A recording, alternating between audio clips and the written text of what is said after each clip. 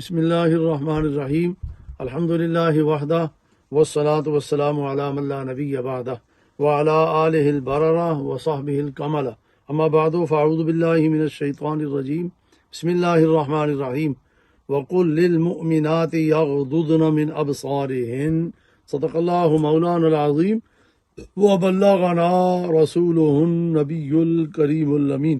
معزز سامعین کرام، گزشتہ دنوں میں سنڈے کے دن بریڈ فورڈ میں سن جارجز ہال میں ایک مجلس قائم کی گئی، منعقد کی گئی، جو شیخ محمد الیعقوبی صاحب کے زیر انتظام اور اہتمام اور ان کی زیر سرپرستی تھی۔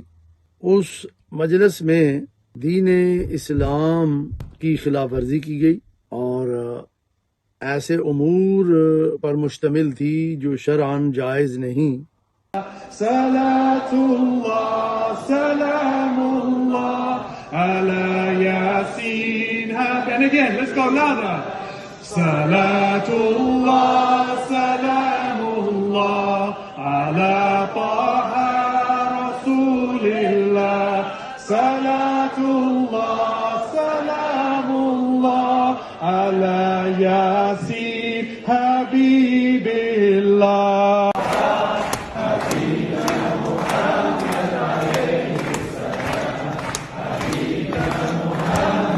One more time louder.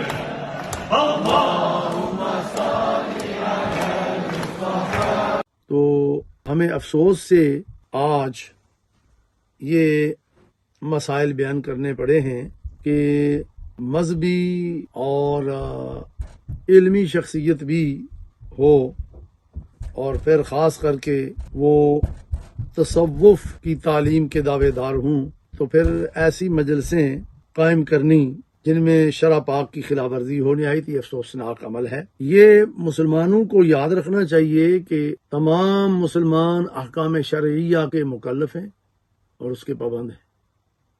کوئی کسی شخصیت کی اس وقت تک پیروی نہیں کی جا سکتی جب تک کہ وہ مکمل شرع پاک کا پابند اور ایسا حکم کرے جو شرع پاک میں جائز ہو اور شرعی حکم ہو۔ علماء اور صوفیاء کا جو طبقہ ہے، یہ جو علماء حق ہیں اور اولیاء کرام ہیں، یہ مسلمانوں کے نزدیک نہایت ہی معزز اور محترم گروہ ہے۔ وجہ اس کی یہ ہے کہ یہ اللہ سے محبت کرنے کی بنیاد پر لوگ اس طبقے سے محبت کرتے ہیں کہ یہ اللہ تعالیٰ سے محبت کرتے ہیں اور اللہ کے محب ہیں۔ قرآن مجید میں اللہ تعالیٰ نے محبت الہی کا معیار بیان فرما دیا ہے۔ فرمایا قل ان کنتم تحبون اللہ فاتبعونی یحببکم اللہ۔ پیارے حبیب صلی اللہ علیہ وسلم ارشاد فرما دو، اگر تم اللہ سے محبت کرنا چاہتے ہو تو پھر میری اتباع کرو۔ اس پر اثر یہ مرتب ہوگا کہ اللہ تم سے محبت کرے گا، اللہ تمہیں اپنا محبوب بنا لے گا۔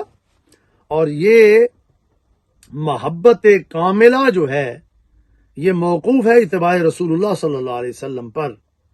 تو آیت مبارکہ سے واضح ہو گیا کہ اتباع رسول صلی اللہ علیہ وسلم کے بغیر اگر کوئی کہے کہ اللہ کا محبوب بن جائے تو یہ سوال ہی نہیں پیدا ہوتا اور یہ چیز محال ہے۔ انسان کے کمال کا انتہائی مرتبہ یہ ہے کہ وہ اللہ کا محبوب ہو جائے۔ تو جب محبوب ہونا اتباع رسول پر موقوف ہے تو موقوف علیہ کے بغیر موقوف کا پایا جانا ناممکن اور محال ہے۔ تو نبی کریم صلی اللہ علیہ وسلم کی کامل اتباع عقائد حقہ اہل سنت و جماعت کے عقائد اور اعمال صالحہ میں ہے۔ تو جو طریقت اور تصوف ہے اس میں تو شدت سے شریعت پر عمل پیرا ہونا ہوتا ہے۔ تو جو مجلس بریڈ فورڈ میں منعقد ہوئی اس میں شرعی امور کی مخالفت ہوئی۔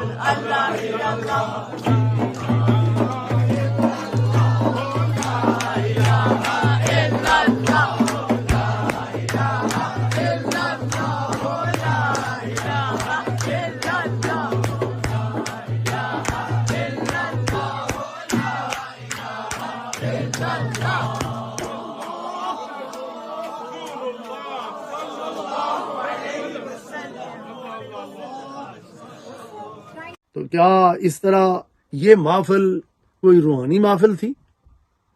اس طرح روحانی ترقی ہو سکتی ہے؟ سوال ہی نہیں پیدا ہوتا. بلکہ اس طرح تو اس طریقے سے روحانی تنزلی ہوتی ہے اور گناہگاری ہوتی ہے.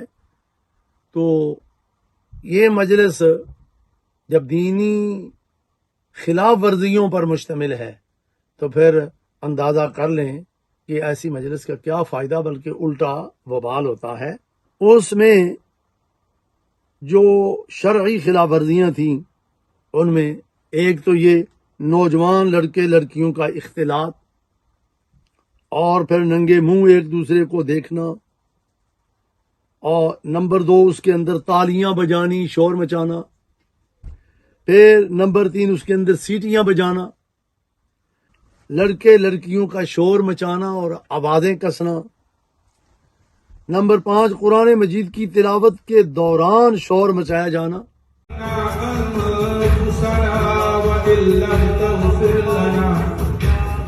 یہ تمام چیزیں شریعت میں ناجائز ہیں اور ان کی تمام تر ذمہ داری شیخ طریقت پر عائد ہوتی ہے. اور یہ طریقہ صوفیاء کرام کا نہیں بلکہ اس کو علماء نے جو ہلاک کا طریقہ قرار دیا ہے.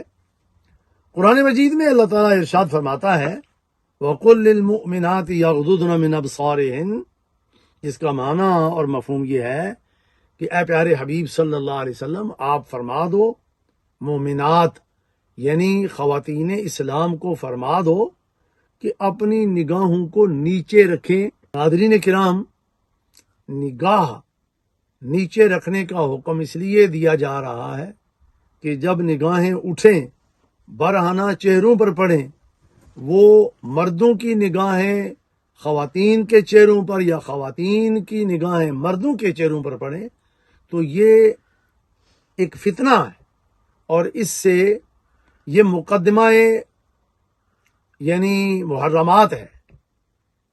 اس سے پھر اسباب شروع ہو جاتے ہیں آگے بڑھنے کے.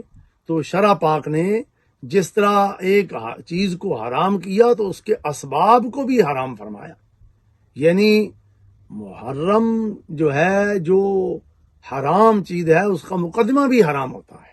اب شریعت اس کا دروازہ بند کرتی ہے تو کیا مجلس جو تصوف کے نام پر قائم ہو اس کے اندر کیا جواز ہے ایسی چیزوں کا؟ اور دین کیا حکم دیتا ہے؟ قرآن مجید کی آیت میں نے تلاوت کی، اس پر میں بخاری شریف سے حدیث پیش کرنا چاہوں گا. یہ واضح ہو رہا ہے کہ ام المومنین سے خواتین کو مسجد میں جا کے جماعت سے نماز ادا کرنے کے بارے میں سوال ہو رہا ہے، جس کا یہ جواب ارشاد فرمایا حضرت ام المومنین نے.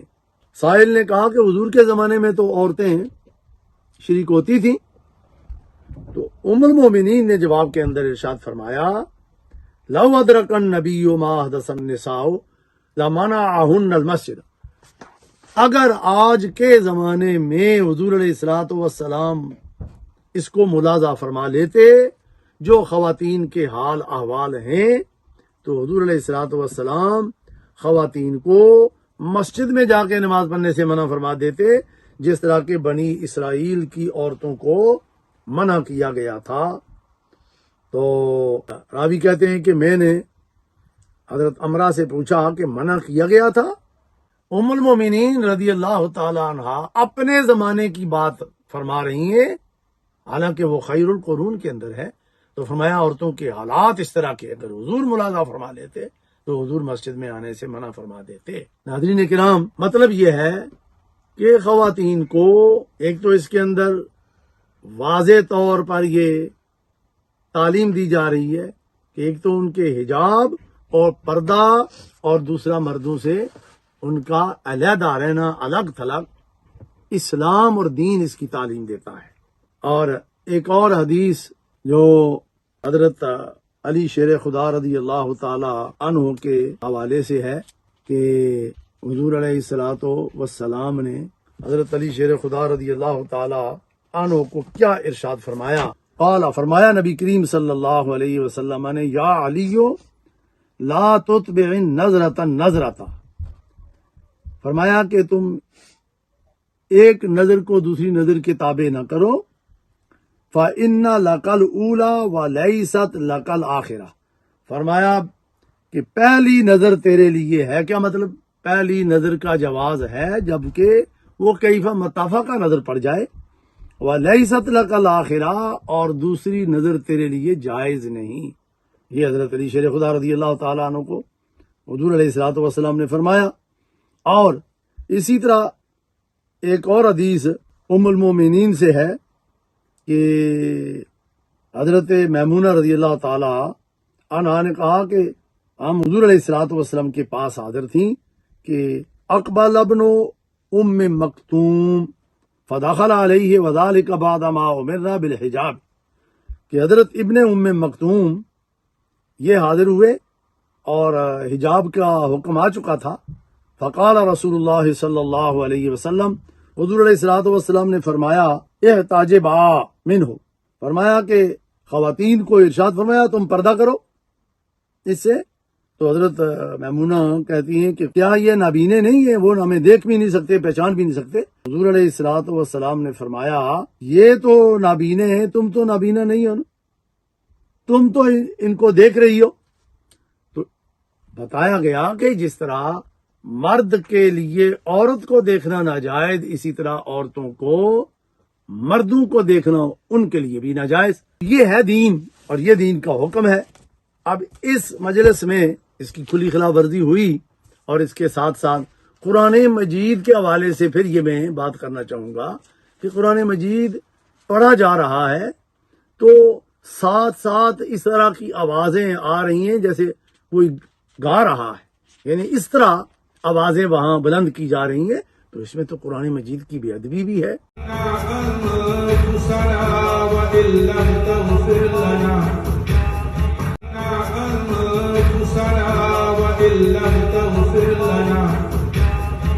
قرآن مجید کی توہین بھی ہے۔ تو اس طرح کی مجلس کی طریقت میں کوئی گنجائش نہیں، اور یہ ان مجلسوں سے اہل حق، اولیاء کاملین، واصلین، جو صوفیاء حقیقیہ ہیں، وہ ایسی مجلسوں سے پرہیز کرتے ہیں۔ تو یہ تو ایک فتنہ ہے، اور یہ اس فتنے میں لوگ مبتلا کیے جا رہے ہیں، تو ایسے فتنے سے پرہیز کرنا ضروری ہے۔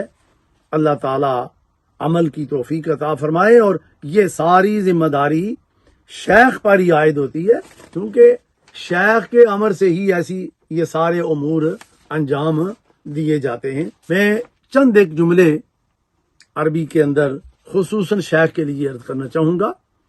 اقول للشیخ محمد الیعقوبی ان مجلسک الذی انعقد یوم الاحد قبیل فی بریڈ فورڈ کان مشتملا علی المنکرات والبدعات، کان فیہ مقام و تصدیہ واختلاط الشابین والشابات، یعنی بین الرجال والنساء، وکانت وجوہہم منکشفۃ واصواتہم قد ارتفعت ویقرأ القرآن، وهذا الطریق لیس بطریق التصوف بل طریق الجہال، یعنی طریقہ زمانت الجاہلیہ۔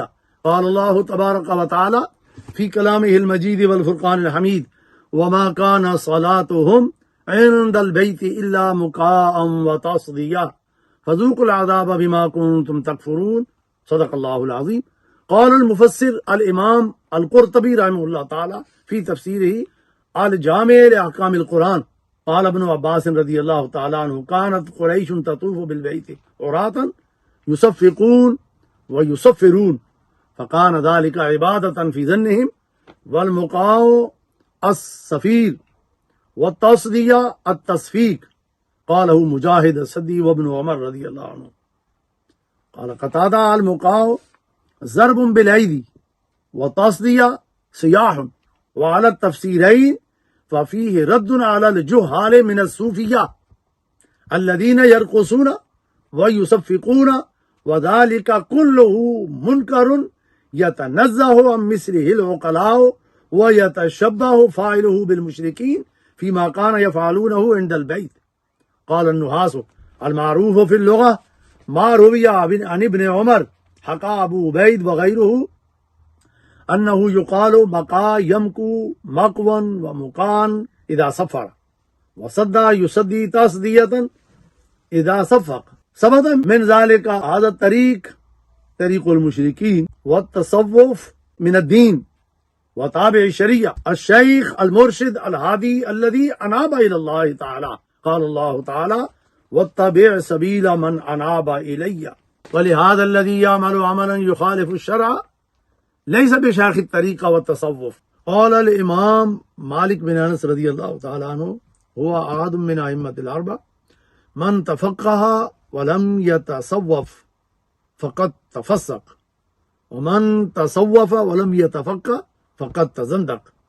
يا أيها الشيخ تفكر وتدبر وعليك إطراز العلماء الربانيين الذي يتعلق بالعقائد. ولهذا يقال لك اجلس في أي مكان تريد في البريطانية يكلمك العلماء يعني علماء السنة والجماعة. والله العظيم إن كلامي مبني على الإخلاص. وآخر دعوانا الحمد لله رب العالمين وما علينا إلا البلاغ المبين.